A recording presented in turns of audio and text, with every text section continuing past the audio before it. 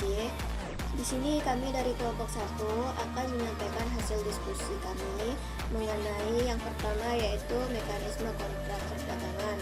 Di situ isinya pihak terkait dalam perdagangan internasional. Yang kedua yaitu terminologi penyerahan barang atau inserters. Yang ketiga yaitu mekanisme pembayaran non L atau C dan pembayaran L atau C. Jadi di sini saya sebagai moderator dan juga pemateri. Adapun tujuan dari penyampaian materi ini yaitu dalam rangka memenuhi tugas mata kuliah kepabean dan cukai.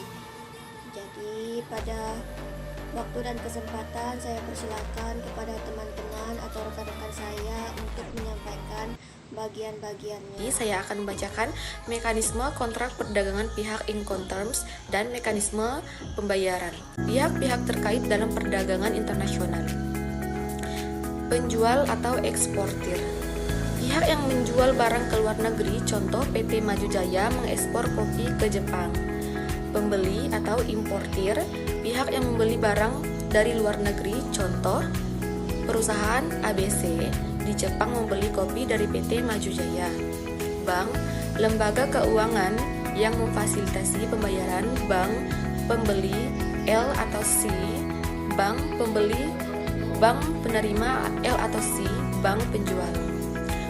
Perusahaan asuransi melindungi barang selama pengiriman, contoh asuransi kerugian akibat kerusakan atau kehilangan barang. Jadi di sini saya akan menjelaskan tentang materi terminologi penyerahan barang atau Incoterms. Sebelumnya saya akan menjelaskan terlebih dahulu apa itu Incoterms.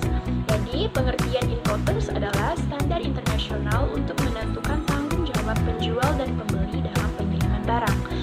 Fungsi Incoterms sendiri adalah untuk meminimkan resiko dan kesalahpahaman.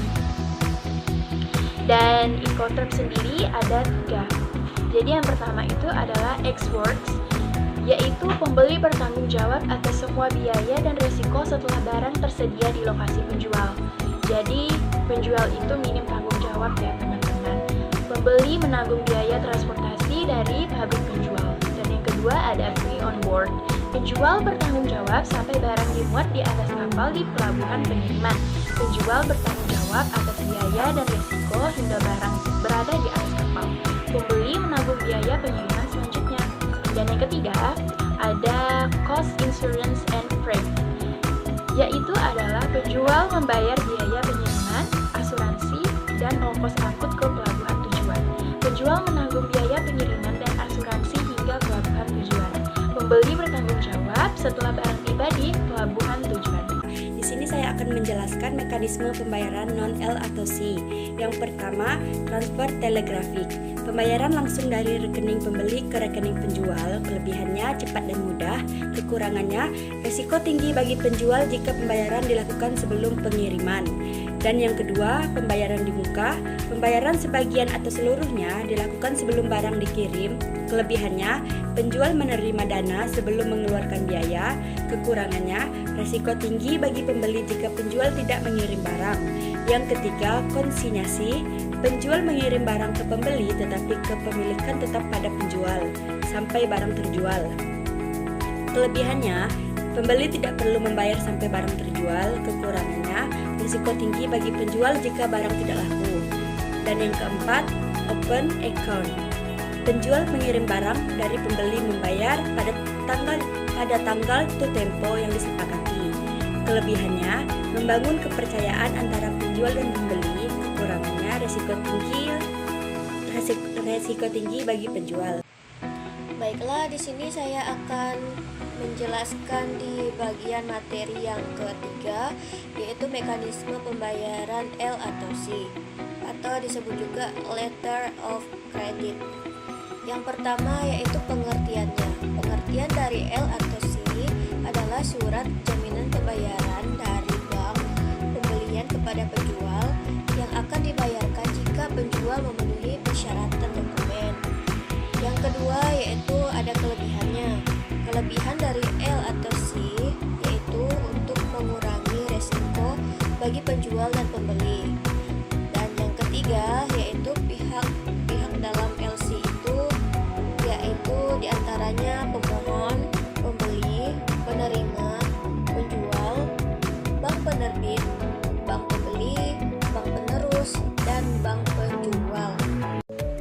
beberapa proses pembayaran dengan L atau C. 1. Pembeli dan penjual sepakat menggunakan L atau C. 2. Pembeli mengajukan permohonan L atau C ke bank penerbit. 3. Bank penerbit menerbitkan L atau C dan mengirimkannya ke bank penerus. 4. Bank penerus memberitahukan L atau C kepada penjual.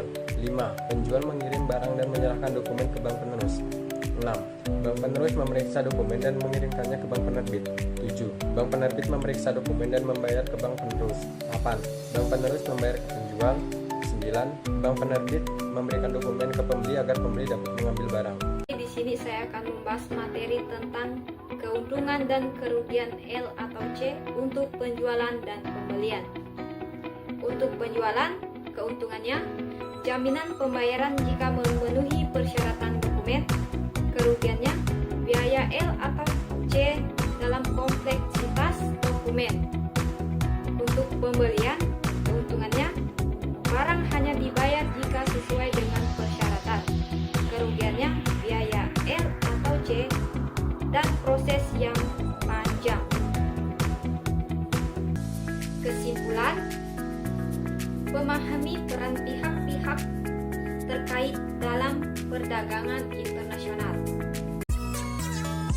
Gunakan internet untuk memperjelas tanggung jawab pihak-pihak mekanisme pembayaran yang sesuai dengan risiko dan kebutuhan. L atau C menawarkan keamanan, tetapi ada mekanisme non-L atau C yang lebih efisien dan situasi tertentu. Pentingnya memahami yang lebih baik tentang kontrak perdagangan untuk keberhasilan bisnis internasional.